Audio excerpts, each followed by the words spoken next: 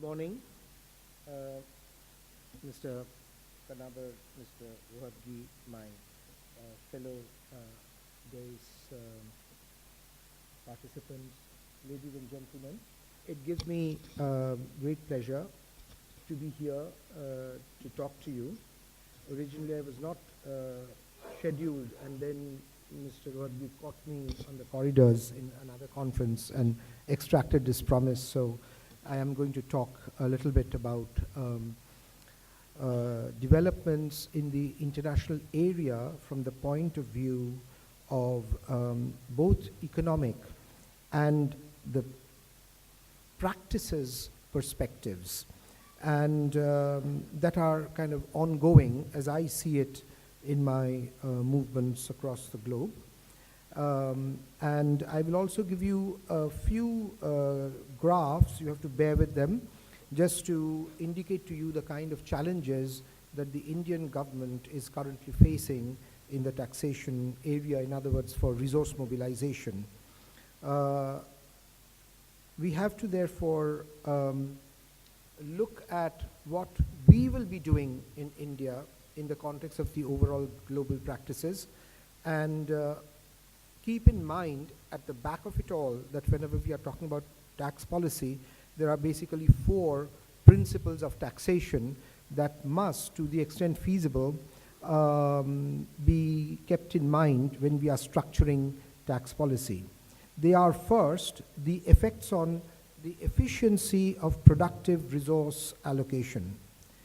Note that this is a concern over the effects on taxpayers. In other words, are the taxpayers making worse decisions in terms of business investments and so on as a result of the tax pattern or structure? And if so, that change in decision making by businesses should be minimized.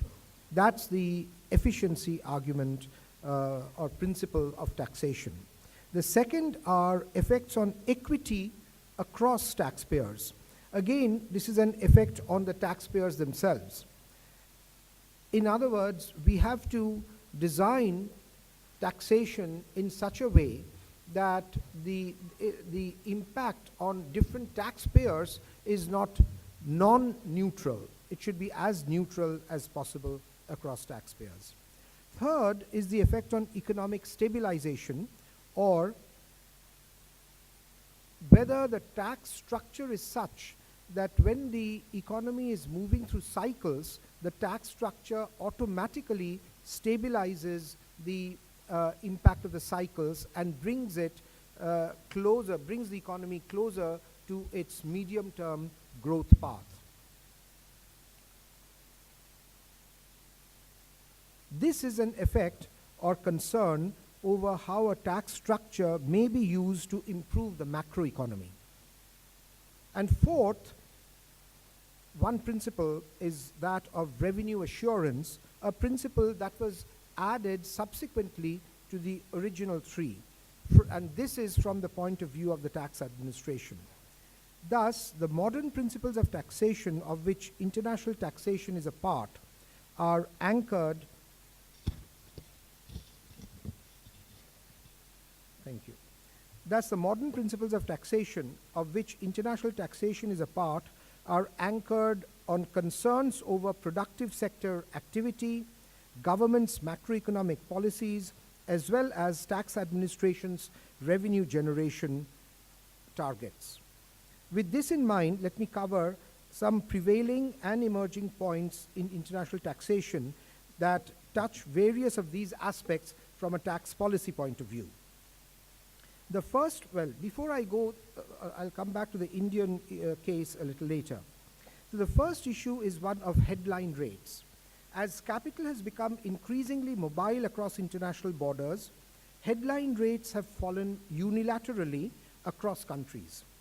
In other words, countries have taken their own measures to bring down headline rates. No one really talks about 40% plus tax rates for corporations anymore. 35% is even today considered too high in most circles, several having brought it down to 30% or thereabouts. Then there are the low liars or the outliers such as Ireland or Netherlands that have moved below 20%.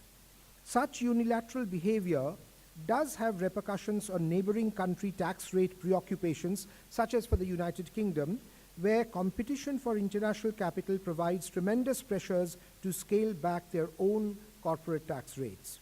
Thus, while tax competition is not necessarily unhealthy, and indeed it comprised the original impetus of the downward movements in tax rates, there has to be an optimal floor rate below which government cannot realistically meet its minimum expenditure commitments or move away from the overall movement towards harmonization in taxation globally. If this doesn't happen, several developed countries are now re-emphasizing taxes on domestic consumption over income taxation. Just remember that in the case of India, we are still trying to emphasize direct taxation and income taxation and bring up its ratio in terms of GDP, while removing distortionary taxes on production and imports and so on and so forth. But other countries, if you look at the UK budget, for example, emphasizes actually indirect taxation to be buttressed and because of the difficulties with direct taxation. The case of Brazil is quite interesting.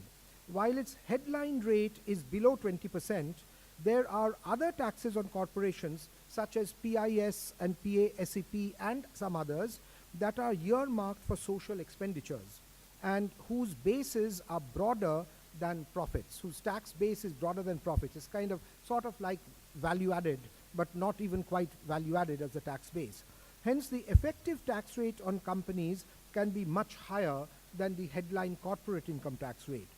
Note that in India, we did eliminate the surcharge on the smaller firms because we found that the effective tax rate on smaller firms was much higher than the effective tax rate on larger firms. In other words, our effective tax rate curve was quite steeply declining. And therefore, which included, that effective tax rate included the headline rate as well as the surcharge. In order to even that out a little bit, we had removed the surcharge from the smaller firm.